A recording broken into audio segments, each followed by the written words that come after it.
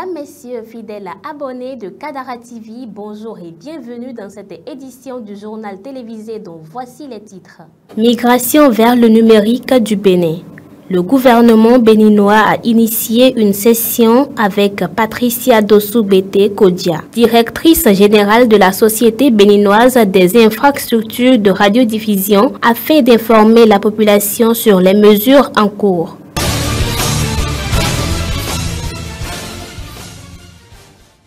Fin des activités du programme de renforcement des capacités des acteurs du secteur de l'énergie. À l'heure du bilan, les différentes parties prenantes se disent satisfaites des résultats obtenus.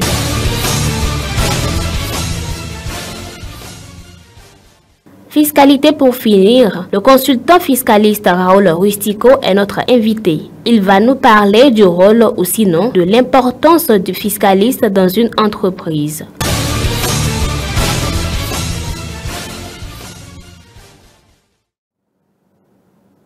À nouveau, bonjour. À l'instar de plusieurs autres pays, le Bénin a entrepris de migrer de l'analogique vers le numérique. Afin d'accompagner les populations dans cette migration, le gouvernement béninois a mis en place un certain nombre de mesures. Patricia Dossou-Bété Kodia, directrice générale de la Société béninoise des infrastructures de radiodiffusion, nous donne des détails à ce propos. C'était à l'occasion d'une session en ligne initiée par le gouvernement du Bénin pour répondre aux préoccupations des internautes béninois. Ça fait, disons, bientôt un an ou un peu plus d'un an que les populations béninoises peuvent désormais capter la télévision numérique terrestre où qu'elle se trouve sur le territoire béninois, pourvu qu'elle soit dans la zone de couverture qui est environ de 95 à 96% du territoire national. Cette révolution donc amène à changer d'habitude, à changer de façon de capter la télévision ou de consommer la télévision. Au Bénin, la télévision ou l'accès à l'information étant un service universel, le gouvernement béninois a l'obligation donc de rendre accessible l'information, de rendre possible la captation des signaux de radio et de télévision. Pour ce qui concerne la télévision, donc la TNT, le gouvernement béninois a mis en place des mesures pour pouvoir accompagner les populations dans cette nouvelle façon de capter la télévision. Au nom de ces mesures, on peut citer le bouquet gratuit, le nombre de chaînes de télévision accessibles. On peut citer le call center qui est là pour accompagner, prendre les préoccupations des téléspectateurs ou des populations qui veulent accéder à la TNT. Les mesures, c'est aussi la disponibilité de ces kits de réception qui sont désormais présents dans toutes les mairies sur toute l'étendue du territoire national. Démarrées depuis 2017, les activités du programme de renforcement des capacités des acteurs du secteur de l'énergie au Bénin ont pris fin ce jeudi 27 mars 2024 à Cotonou. C'était à l'occasion d'une cérémonie de restitution tenue pour présenter les réalisations de ce programme qui a coûté 18 millions d'euros. C'est un reportage signé Ruth Hunjo et Prudence Koussouran. Après 7 années d'efforts conjoints de l'Union européenne et du gouvernement béninois pour renforcer les capacités des acteurs du secteur de l'énergie au Bénin, l'heure est à présent au bilan. Réunis au Centre national de documentation sur l'énergie, une infrastructure réalisée dans le cadre du projet, les hommes et femmes engagés dans le domaine de l'énergie ont présenté avec fierté les divers résultats obtenu du projet RECASEB.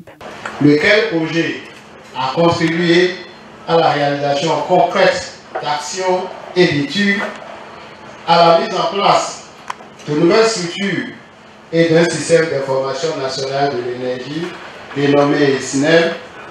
Et notons au passage que le SNEL est un outil modèle de collecte, d'évaluation, de la gouvernance et de la planification pour le secteur de l'énergie.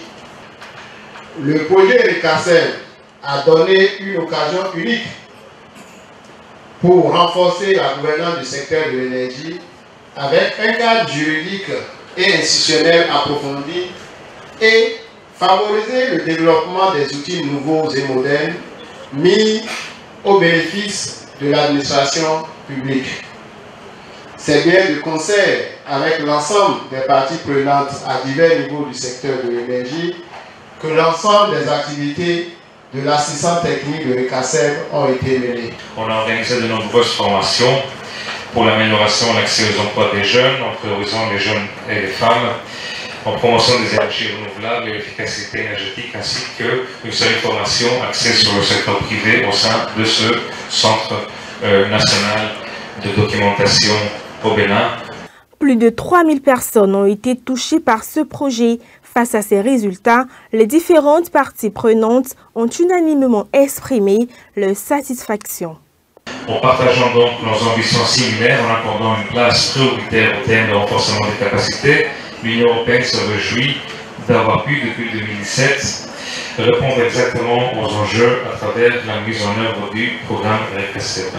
Veiller à ce que les principaux acteurs du secteur disposent de moyens et d'outils de gestion nécessaires pour remplir leur mandat, de ressources humaines suffisantes et un personnel possédant les connaissances et compétences adéquates, l'équipement adéquat aussi, pour les éléments clés de disposer d'un secteur d'énergie solide et performant.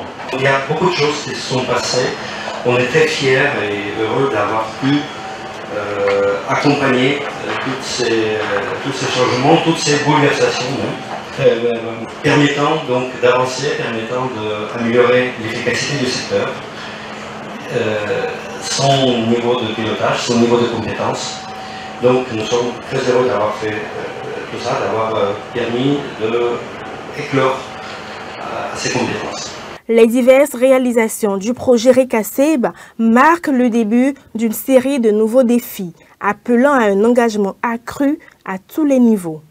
Nous pensions atterrir dans le secteur de l'énergie avec le projet RECASEB, que déjà nous avons un autre projet pour lequel les défis à relever sont nombreux. Le projet RECASEB nous a permis de parcourir du chemin, mais l'immensité de la tâche qui reste à réaliser doit nous permettre de rester engagés sur le chantier du développement du secteur de l'énergie au profit des populations. C'est dire que la nouvelle initiative qui commence, toujours avec l'Union européenne, doit nous maintenir sur le champ de bataille pour vaincre les difficultés qui restent à éliminer pour permettre à nos populations d'avoir l'accès universel à l'énergie moderne à l'horizon 2030, comme l'a souhaité la vision du gouvernement du président Patrice Talon. Grâce au projet de renforcement des capacités des acteurs du secteur de l'énergie au Bénin, le pays avance pas à pas vers son objectif d'offrir à chaque citoyen une énergie fiable, abordable et respectueuse de l'environnement. Le programme RECASEB est mis en œuvre par le ministère en charge de l'énergie et financé par l'Union européenne en partenariat avec le ministère de l'économie et des finances. En tant qu'expert en matière de législation fiscale, le fiscaliste a pour rôle de guider les entreprises dans l'univers complexe des lois et réglementations fiscales. Selon Rodrigue Raoul Rustico, consultant fiscaliste, bien plus qu'un simple gardien des règles fiscales, le fiscaliste est partenaire essentiel pour toute entreprise qui joue un rôle crucial dans les planifications fiscales stratégiques de l'entreprise. On le suit pour plus de précision. Le rôle d'un fiscaliste n'est plus à démontrer. Du moment où vous avez une entreprise, vous avez des mouvements, vous avez des transactions, vous avez des opérations, il est important quand même que vous puissiez avoir un conseiller qui met l'accent sur les éventuelles irrégularités qu'on pourrait alors relever. Et vous comprenez avec moi que c'est tout simplement un acteur clé d'une entreprise. Il faut l'avoir pour pouvoir se protéger, pour pouvoir diminuer le risque fiscal que vous courez au jour le jour au sein de votre entreprise. Donc tout ce que nous prenons comme élément d'appréciation, comme élément de base, comme élément de matière, comme matière première au niveau de la fiscalité, c'est les données comptables. Donc, vous comprenez avec moi que le comptable est à part, le fiscaliste est à part. Mais la plupart du temps, dans les entreprises, notamment au Bénin, le comptable fait encore, mais en même temps, office de fiscaliste en griffe, encore que ce n'est pas en réalité un fiscaliste, parce que le fiscaliste, c'est le conseil. Le fiscaliste, il est là en tant qu'appui, et il est là en tant qu'acteur de la prévention. Vous savez, quand vous prenez le comptable aujourd'hui, il est là tout simplement pour passer les écritures. Mais lorsque vous prenez un fiscaliste, à chaque écriture comptable correspond une incidence fiscale. C'est le fiscaliste alors qui déduit alors l'incidence fiscale. Et lorsque le fiscal déduit l'incidence fiscale, il le met alors à la disposition de l'entreprise pour l'entreprise voir quels sont les aspects que je n'ai pas pu alors respecter. Et donc, le fiscaliste est là pour attirer l'attention des dirigeants sur les éventuels risques, les zones à risque que l'entreprise est en train de parcourir. C'est le rôle du fiscaliste. Donc, vous voyez que le fiscaliste n'est pas du tout là. Il n'est pas dans le quotidien comme un comptable qui passe les écritures matin, midi et soir. Vous allez voir peut-être votre fiscaliste aujourd'hui. Vous voulez poser un acte, vous l'appelez pour avoir son avis en tant qu'expert par rapport à ça, et vous donne alors son avis et vous suivez alors son avis pour pouvoir diminuer le risque fiscal plus tard. C'est quand l'entreprise est en difficulté fiscale qu'elle fait recours alors à un fiscaliste. Et la plupart du temps, c'est lors d'un contrôle fiscal, c'est peut-être lors d'un redressement carrément qu'on fait recours à un fiscaliste. Ce qui ne devrait pas être le cas, parce que le fiscaliste, il est là, il est l'œil. Et je peux vous dire, c'est lui qui vous soigne sur le plan fiscal de façon régulière et de façon permanente. Et ça suppose qu'il a un plan purement préventif et curatif. Il n'attend pas forcément le mal avant d'agir, mais ce que nous constatons en pratique est que les employeurs préfèrent avoir d'abord des difficultés avec l'administration fiscale avant de faire recours à un fiscal. Mesdames, Messieurs, c'est tout pour ce journal. Merci de nous avoir suivis et à très bientôt.